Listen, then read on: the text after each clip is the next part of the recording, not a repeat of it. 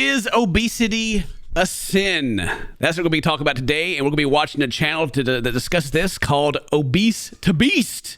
Now, this is a channel that my wife watches quite a lot. I hear his voice all the time coming from her phone, and he talks a lot about weight loss, a lot about health, and he used to be obese, and now he's a beast. Aside from the weight loss stuff, he also talks about his own experiences with it, and like the excess skin, all that stuff. And it's got a lot of good stuff. And Mary sent this video of his to me, and she said we should watch it and discuss along with him. So that's what we're gonna do. Check out the description below if you want to check out Obese to Beast. If you want to check out this video, it'll be down there. And do you think obesity is a sin, Dane? Do you think it is a sin? Are you going to hell? A sin? Because you're obese? Definitely not. You can't. How can you? How can you? You won't fit. That's what I'm saying. You get to eat all that wonderful food. That's kind of like heaven. You know? Heaven on earth, baby. Forget about it. Today we are going to be talking about a tweet. Does he got the nose piercing things? Yeah. Okay. It's just been so long since I've seen like somebody have them. You know? Oh yeah. It's been a long time. Yeah. True. Actually, like now that I think about it, I haven't seen it in a long time either. Now that I'm thinking about it, his logo kind of reminds me of All That from Nickelodeon. You know? That's a great show. Yeah, it was. So without further ado, let's just jump straight into it. The tweet goes on to say, obesity is sinful. Sure, there are unique biological exceptions, but for the vast majority of people, obesity is gluttony, self-obsession, and a serious and sinful lack of self-control. If you're a Christian and also obese, it's something you must confront and overcome. Oh my goodness.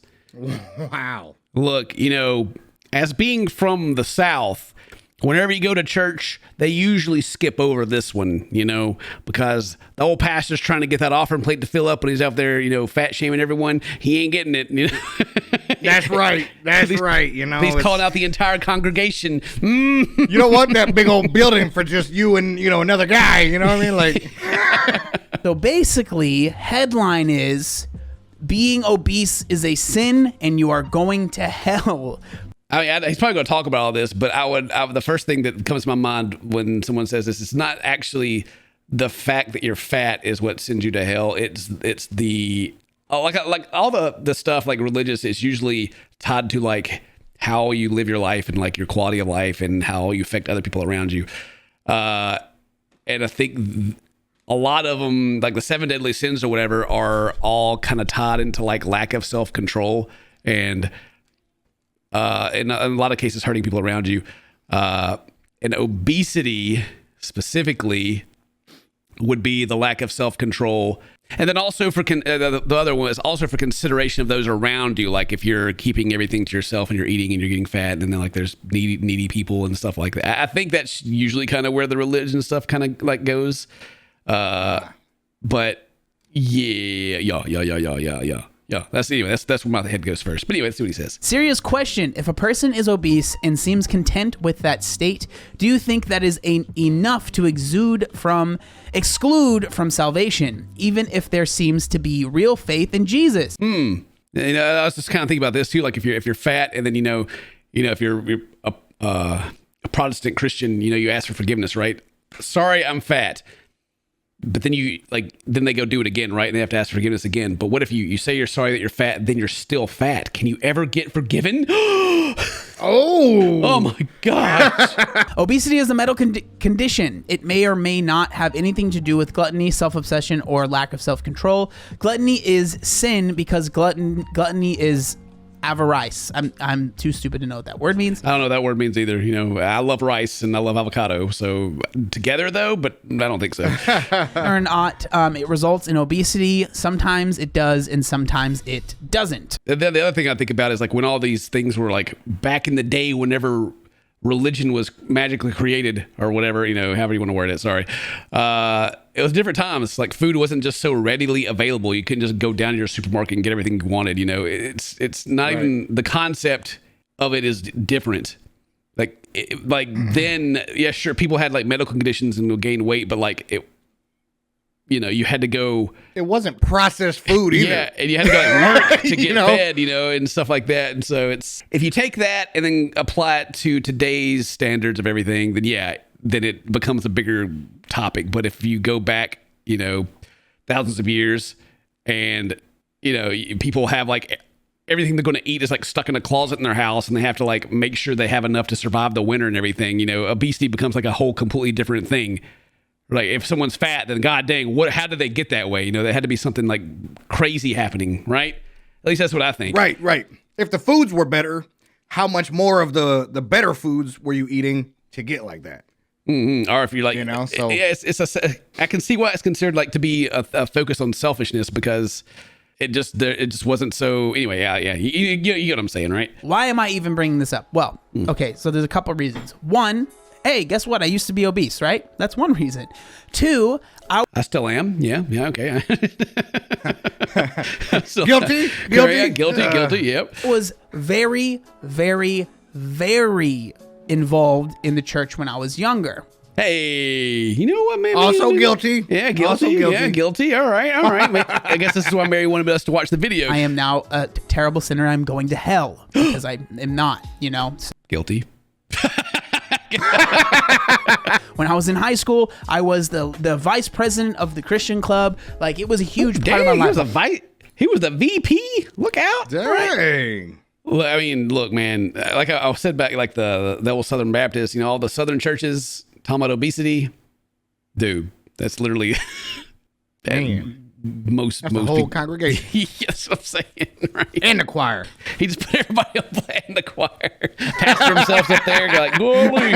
And I remember my mom told me this story where she was having, they were having a sermon, and they were kind of talking about obesity and very brave pastor. Okay, very brave. Okay, all right. And it made her feel so bad because she felt like she was causing me to sin. My mom is still a Christian. It's still a very big deal to her, but she felt like really, really bad because she felt basically that she was causing me to sin and she was like causing me to go to hell, right? Dang. Imagine hearing your mom say that to you. It's like, by the way, I felt bad because you're so fat. Like, wait, whoa, Mom! I'm sorry for condemning you, son. I bought you food.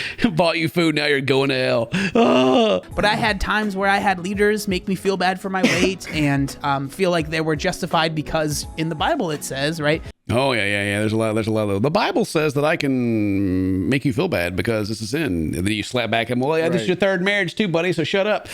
Right, exactly. The amount of people in America that struggle with gluttony that isn't related to food, that's related to consumerism, having more than you need. That is something that is almost never talked about in church. Well, that's because our entire economy is based off us being gluttons. Whoa, hold up there. You're going to crash the markets. we got to buy more, right. Okay? Consumerism. Hold up. And again, this is kind of off topic, but a lot of times the reason that stuff isn't brought up is because churches, they are funded by the congregation, but a lot of times they are funded by the rich in the congregation. That's right. You got to pay your tithes, all to right? keep them from being rich, exactly. You got to pay them tithes to your church. Like old dude said, get them tithes in that church. You get that tithe in that church. You keep giving, all right? And then you got to have the Pass sermon. the plate around twice. Give. You got to give. God hates a thief, or whatever they always say whenever they do the sermon about tithes and how you got to pay him.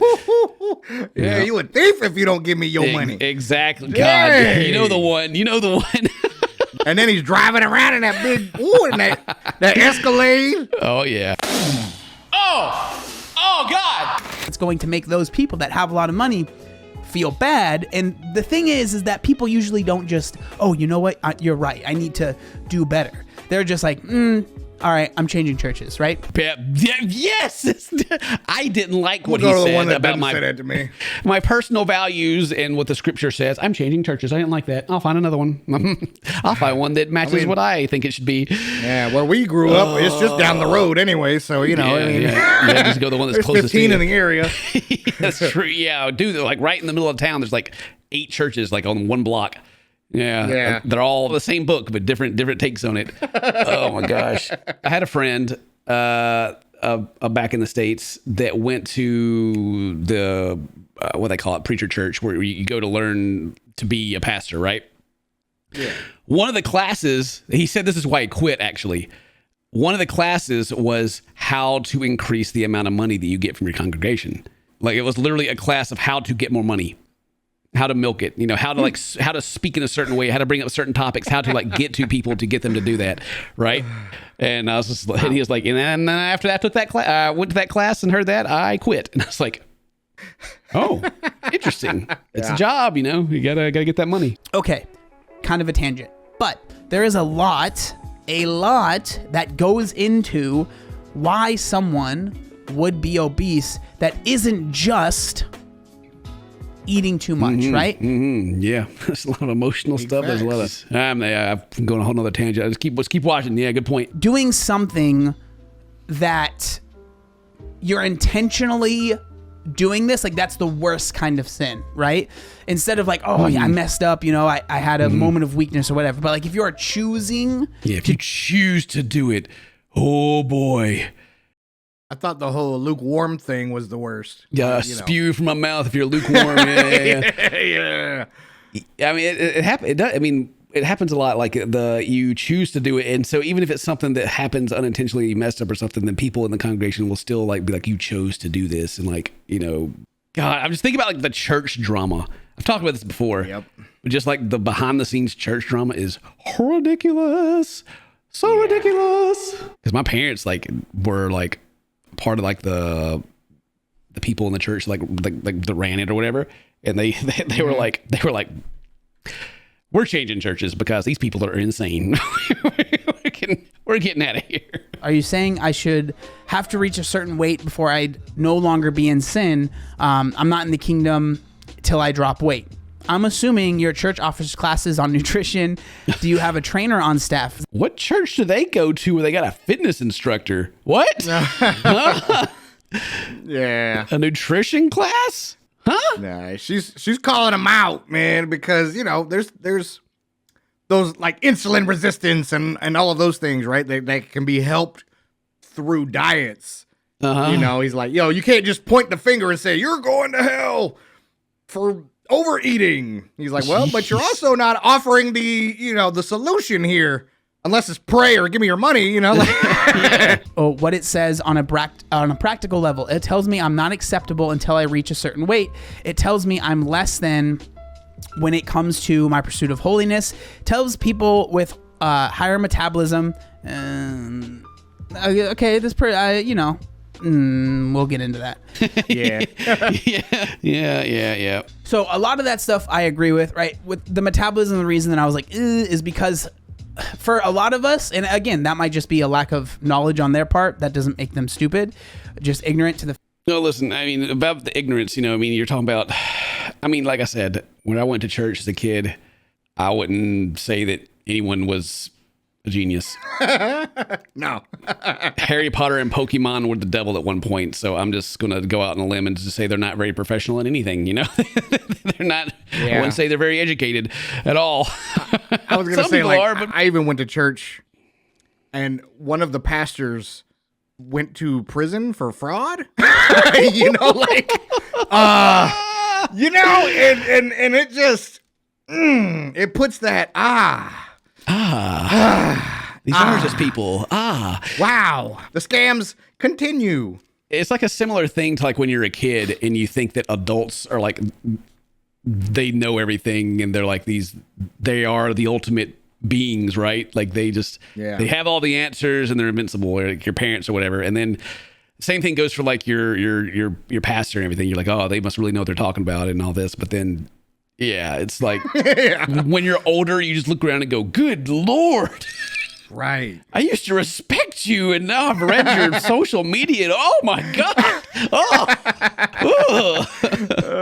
Anyway, I'm getting off topic again. Sorry, I just keep thinking about just going to church as a kid and thinking about it as an adult now. To an extent, and I want to make this clear, to an extent, someone that is overweight, you have to take some personal responsibility, but clearly just telling fat people to stop being fat and now stop being fat or you're going to hell, brother. It ain't working. It ain't working. Didn't work. I was making that tweet. I'm about to make so many people skinny. Here we go. Oh yeah, you're going to hell. And they're like, oh, I'm cured. You fixed my You did it. My binge eating disorder's gone now. Thank you. Appreciate that. Have I told you about the medicine I'm taking now? What was it called again? Phentermine. Phentermine. Yeah, I've been taking I went to the doctor and I was like, look, I've been trying to lose weight for years now, and the entire time I just feel like I'm suffering, like I'm just hungry. And they were like, well, we can't give you the needle thing that makes you not hungry, but we do have this pill, right? And they gave me like, so it's gives you it gives you energy. It's got these side effects, blah blah blah. But it's been great. It's been fantastic. Like I still know when I'm like actually hungry, but like the craving all the time is like greatly dulled, and I'm just like, thank you. And I've lost like 10 pounds already, so it's going great. Yeah, it's going good. That's pretty good. Yep. Now that I've been taking it, and I can like feel how I am without all like the normal cravings that I have, or like late at night when I just like want to eat everything in the house. I actually can feel what it feels like to be a normal person with a normal relationship with food. And so even I think when I get off of it, I'll be able to think about how I feel now, and it'll help me in the future. I'm hoping, as long as I can just. You got this. Yeah. I don't know what it is. I think it's like, I don't know if it's like the dopamine or whatever, but yeah, it's like, I would say that I have a food addiction for sure. The thing is, you know, it whatever it is, it makes you feel a little bit better, right? You're a little bit happier. So it's doing anything or even eating less, right? Because you're a little bit happier. It's that mental aspect part of it, man. You know? Yeah. It helps it doesn't solve it, but it does help. Yeah. And so it's a good step. Oh yeah. I had to talk to a psychologist at one point, but back in the day, and I was talking about the food stuff, and they were sitting there thinking for a while, and they're like, I don't know if this is like exactly an issue for you, but they talked about like the different systems that affect your psychology, and that like your physical needs is one of them. Is like, so if you eat a bunch, then the stress of that is taking off of you. You don't have to worry about feeding yourself, right? And it was just an interesting like scientific way to think about like some of the psychology of like why people overeat sometimes, maybe. Anyway, back to the video. Focus on the systems in place, like this person was bringing up about, why are so many poor people more overweight than not poor people? Let's figure all of this stuff out. Actually, on that point of why poor people are overweight, and I've never really thought it was just the food. I always thought it was just kind of like a side effect of like your quality of life. Does that make sense? Yeah. Like if you're wealthy, you're wealthy and you got all this extra time and you can exercise and you take care of yourself and you're like you're happy, then yeah, you'll probably be in good shape. But if you're like a working person and you're miserable every day and you're slaving away and the only thing you can go eat is the Taco Bell next door, and then like you get a little bit of joy out of eating and all that stuff. And it makes. And then even as a kid, right, your parents are arguing about money, so. You're stressed about money. It's like, well, shoot, I know no, we ain't getting, fancy with it, so it's, they're like, don't motivate you it's not good motivation to be healthy, right? Mentally or physically. And then they're like, listen, son, I've just worked a double here. Just eat these Oreos. Leave me alone, Yeah.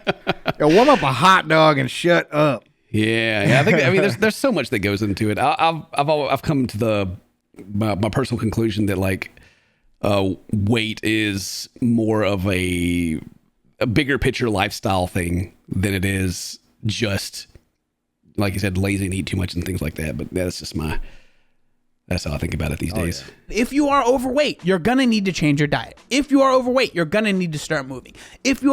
All of that stuff is true.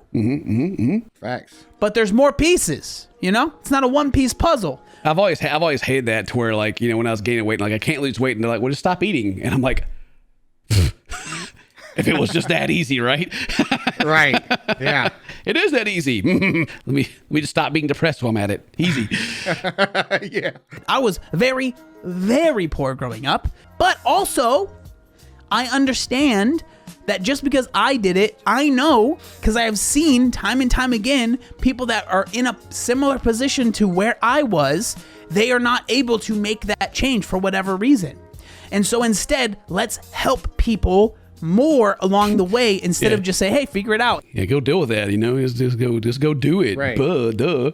Or we could just, also come to terms with the fact that the whole point of the tweet was to put some guilt on some people to get some more money, You're trying to farm them. Farm that guilt. Maybe if our food just wasn't so unhealthy, maybe that For real. maybe that would help as well. But man, it's so tasty, some of that stuff. Ooh, man. That's true. Getting hungry right now thinking about it. My caffeine-free Diet Coke here. Because the medicine I'm taking, if I take like regular caffeine, it'll like make me feel weird. Like I'll get like overdone. A little jittery. I'm just like, ugh. I'm just like smoke probably coming out of my ears and just fried. Give them away, give them flying lessons before we shove them off the edge. And especially now, figure it out or you're going to burn an eternity for the rest of your life. The Lake of Fire. Boy, I bet the Lake of Fire is going to smell real good with all... It's going to be like a big old soup, like a big old stew. all that fat cooking in there. Woo, boy. Man, is that bacon? Oh, man. Yeah, I think that was a I like that. That's a pretty good video. Thank you for Mary for sending that to me. And thanks Obese to Beast for making it. And check them out. Put some links down in the description. And that's going to be it. Today's your birthday. Happy birthday. Touch my friends. Love you. See you next time. Bye-bye.